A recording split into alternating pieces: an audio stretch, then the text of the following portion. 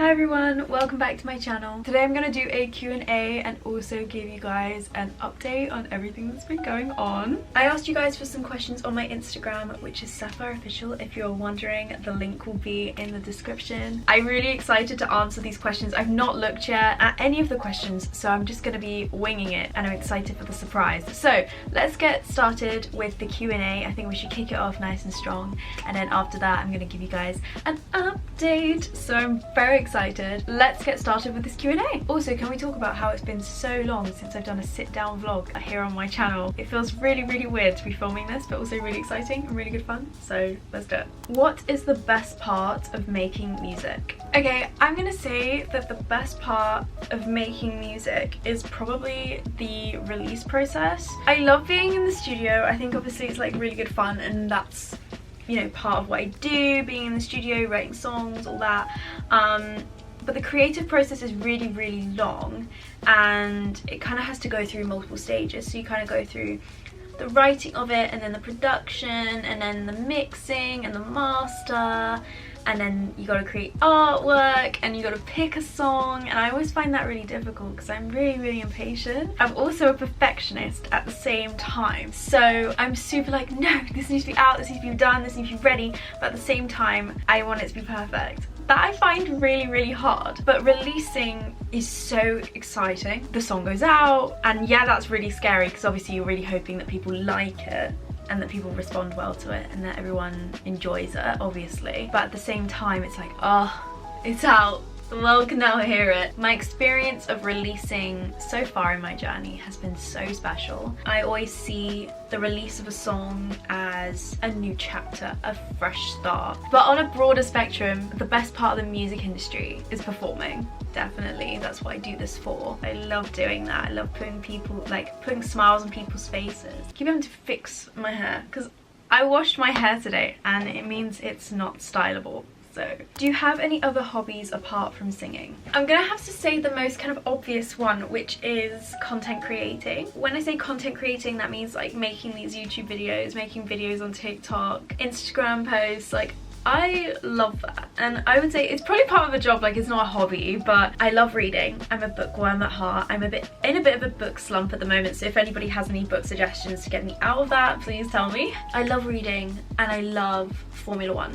It's the best. It's everything to me, and if you follow me on social media, you know that I love it like so much. And interestingly, it actually inspires me as an artist as well, because you see these people work so hard to create, I guess, the entertainment of Formula One, and it inspires me every single day to continue with my own passions and my dreams. On my kind of vision board and my dream board, it's like perform at a Formula One event. I want to perform at Silverstone. I went to Silverstone recently. If you guys may have known that I went to Silverstone for the Grand Prix, the British Grand Prix. I saw artists perform on the stage like Mae Muller, Jess Glynne, Black Eyed Peas, and it was amazing, and the atmosphere was incredible, and I was like, that's cool. I want to do that. So let's put that on the list, because to perform to Formula One fans would be incredible, because I just understand how they're feeling. But yeah, I'm gonna say those are my hobbies. I also love baking. I love baking, but I don't do it enough, because the amount of times it's gone wrong, in a sense of there's not enough eggs in the fridge,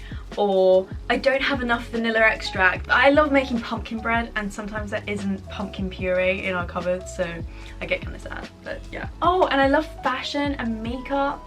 I love doing my makeup, I love doing fashion. I love so much stuff, I feel like, but oh well. What book or movie impacted you the most growing up? Okay, this is so hard. The first film that comes to mind is Herbie Fully Loaded. That film was everything to me as a kid. It was all I wanted to watch. It was just the best. I loved just everything about that film. But then also the High School Musical series and Hannah Montana the movie, because obviously the singing thing, the music thing, that really inspired me. I always wanted to be Hannah Montana. Like, I grew up with Miley Cyrus as kind of my idol. I would dress as her. I had a Hannah Montana blonde wig. I had all of that, but also I loved Sharpay from High School Musical. I loved everything about that. So yeah, I would say Herbie Fully Loaded, all the High School Musical movies, Hobbies and Hannah Montana's movie. They're the reason I am doing what I do today. Favorite Taylor Swift song? Hardest question in the whole entire world, but I'm gonna say August. August by Taylor Swift is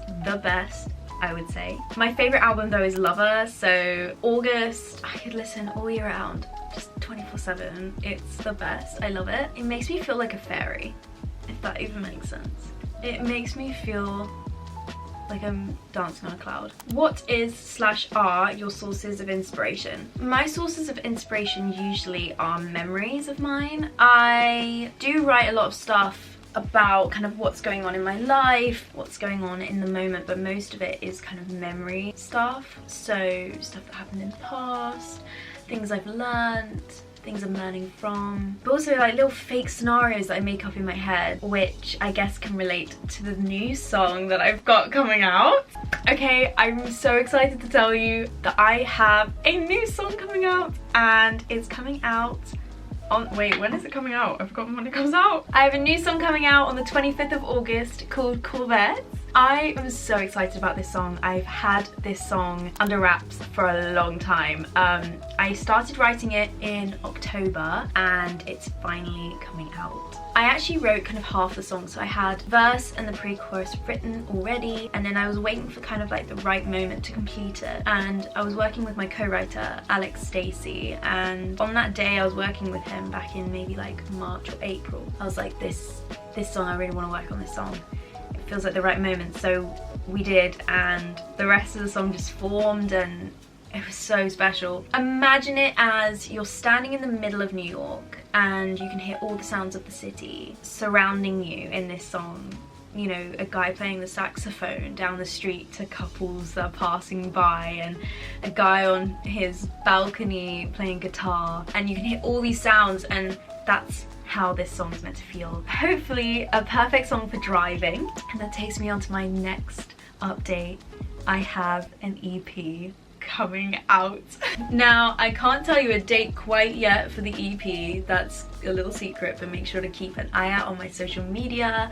All the links are down in the description for the date for that, because I will make sure to announce it there. But the EP is going to be called Test Drive. The reason why I've picked Test Drive as the name for the EP is because I feel like this EP feels like a test drive. I've spent the last year, maybe 2 years, well, I want to say 5 years, really finding who I am as an artist and my sound and everything, and I finally feels like it clicks.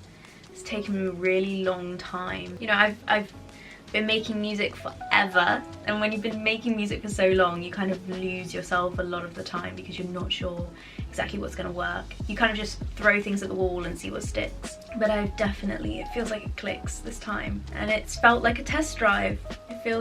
It's felt like a test drive, this journey, so I felt like it was the perfect name, and it was kind of fitting with the aesthetics of all of the songs. And we're starting obviously with Corvette, which is a car. This EP is like a driving EP. It's for your car, you know, but it's also for your slow morning routine, or your everything shower, or your Sunday reset, or anything like that. I want it to be kind of universally used. So a little bit of Corvette is already on TikTok. You can go and use it right now. The link is in the description. I'm actually going to be reposting all of the videos that are made using the sound on my Instagram story. So make sure to make a video to it. I'd love to see your videos using Corvette, and I really hope you like it. I love seeing all of your videos to my sounds, so make sure to post a little video to the sound, and I can't wait to see it. Also, you can now pre-save the song by clicking the link in the description. I'd really appreciate it if you pre-saved the song,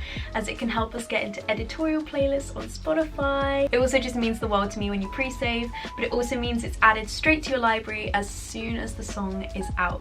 If you made it to this part of the video, make sure to comment down below. I found the chord Corvette in the comments because I'd love to see how many of you actually made it to this part of the video. So yeah, there we go. How exciting is that? I'm so excited. Corvette is out 25th of August and the EP test drive is coming soon. Make sure to use the sound on TikTok and pre-save Corvette now. It's in the description. I hope you guys have enjoyed this video, this little update and a little Q&A. Thank you to everyone that sent in questions. I love you all so much and I will see you very soon. Little side note, I also am sending out emails as well. You can sign up for the emails by clicking the link in the description. It's basically like part of a little secret email group, so it's kind of fun, and I send lots of fun emails there. Anyways, yeah.